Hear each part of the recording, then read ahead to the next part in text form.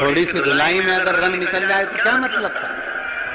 किसी ने तुमसे कहा क्या होता है शिव जी को जल चढ़ाने से, क्या होता है शंकर जी का जल पीने से, क्या होता है भगवान शंकर की भक्ति करने से? मतलब उतने में तुम्हारा रंग छूट जाए तो बड़ी बेकार है।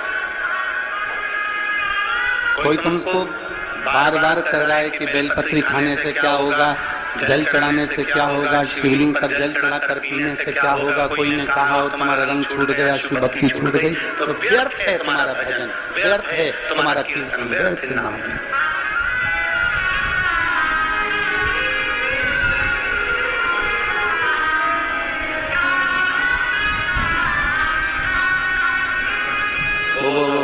वो कहते हैं ना, धोबिया धोए चाहे सारी उमरिया, रंग वो चढ़े, रंग वो चढ़ना चाहिए जो धो धो के परेशान हो जाए तो रंग ना निकले।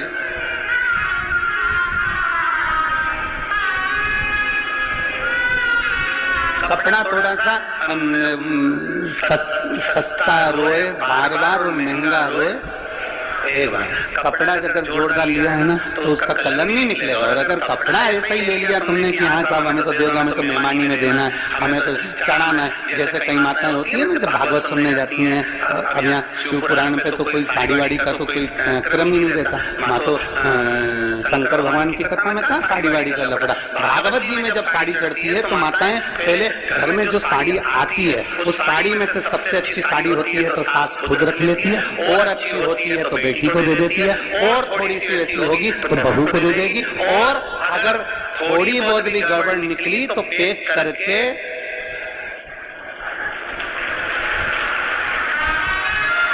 भागवत जी में चढ़ा दे।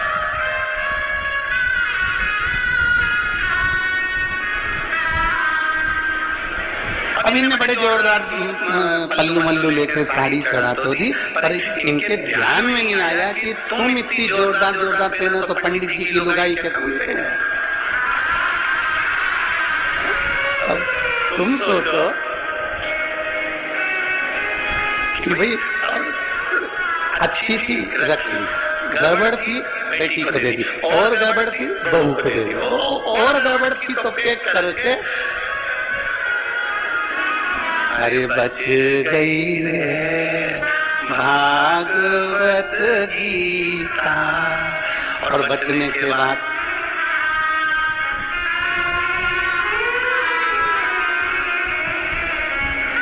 दान का महत्व मालूम है आप लोगों को? दान का महत्व मालूम होना चाहिए। दान का महत्व किसको कहते हैं? जैसा तुम खाओ वैसा खिलाना जानो, जैसा तुम पहनो वैसा पहनाना जानो, जैसा स्वयं के लिए हो वैसा दूसरे को दिया जाए। पर आज के जमाने में लोग दान वैसा नहीं करते। आज के जमाने में दान तो ऐसा करते हैं कि घर में जो कबाड़ा है उसको साफ करना है तो किसी को दे दिया जाए, बस वहां से वहां, वहां से वहां, वहां से वहां चलता जाता है ना। इसलिए मेरे शंकर भगवान को वस्त्र तुम्हारा, आभूषण तुम्हारा, तुम्हारी ज्वेलरी, तुम्हारा धन, तुम्हारी दौलत, तुम्हारी संपदा, तुम्हारी सत्ता, तुम्हारा वैभव मेरे शंकर भगवान को नहीं चाहिए। शंकर भगवान को तो रोज एक लोटा जल चाहिए, क्योंकि जल कभी पुराना नहीं होता। जल जब यूज करोगे तब वो ताजा की ताजा है। जल का प्रयोग जब करोगे वो जल जल ही रहेगा। अग्नि, जल, हवा, पृथ्वी, आकाश कभी बासा नहीं होता, कभी बासा नहीं कहलाता। जल भी बासा नहीं कहलाता, जल जल ही रहता है।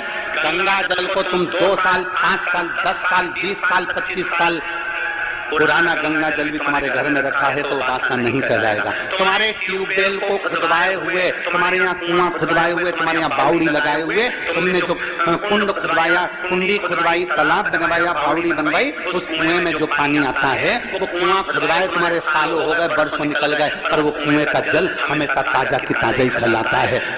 कभी भी पृथ्वीवासी नहीं कहलाती, हवावासी नहीं कहलाती, जलवासी नहीं कहलाता, अग्निवासी नहीं कहलाता, आकाशवासी नहीं कहलाता। ये सब ताजे की ताजे हैं। इसका प्रयोग जब करोगे, तुम्हारे शरीर में ऑक्सीजन की कमी हो रही है, तुमने तुरंत वायु का प्रयोग करा, ताजा की ताजा। शिव जी को तुमने जल चढ़ाया, जैसा भी तुम्हारे घर में जल था, जिस भाव में तुम्हारे यहाँ रखा हुआ था, जैसा रखा हुआ था, वैसा एक लोटा लेकर शिव जी के पास पहुंच गए। शंकर भगवान ने ये नहीं कहा कि जल बासी है कि ताजा है। दुनिया के लोगों को तुम्हारा लोटा काला दिख रहा है, क्योंकि तांबे का लोटा काला जल्दी हो जाता है।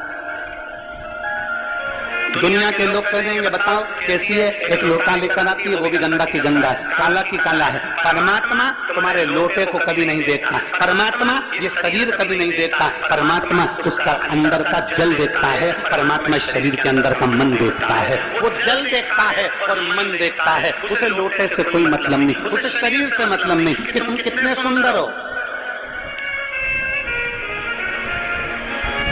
उसको शरीर से मतलब नहीं कि तुम्हारी सुंदरता कितनी है, तुम कौन हो, उसको शरीर से कोई। तुम कितने करोड़पति हो, कितने अरबपति हो, कितने वैभवपति हो, तुम दुनिया के कितने बड़े भी करोड़पति बन जाओ और कितने बड़े भी सेठ बन जाओ, शंकर भगवान रहते हैं शमशान में, जहाँ सबकी शान सम है, उसका नाम सम शान है, वहाँ सब बराबर हैं। पैसे वाला व्यक्ति मरकर जाता है, वो भी राख का ढेर बन जाता है, और गरीब व्यक्ति मरकर जाता है, वो भी राख का ढेर बन जाता है। पैसे वाला जाता है तो वो भी सफेद चादर में जाता है, गरीब जाता है वो भी सफेद चादर में जाता है। पैसे वाला जाता है वो भी बांस पर बांबू पर जाता है, गरीब भी जाता है तो बांस पर बांबू पर जाता है।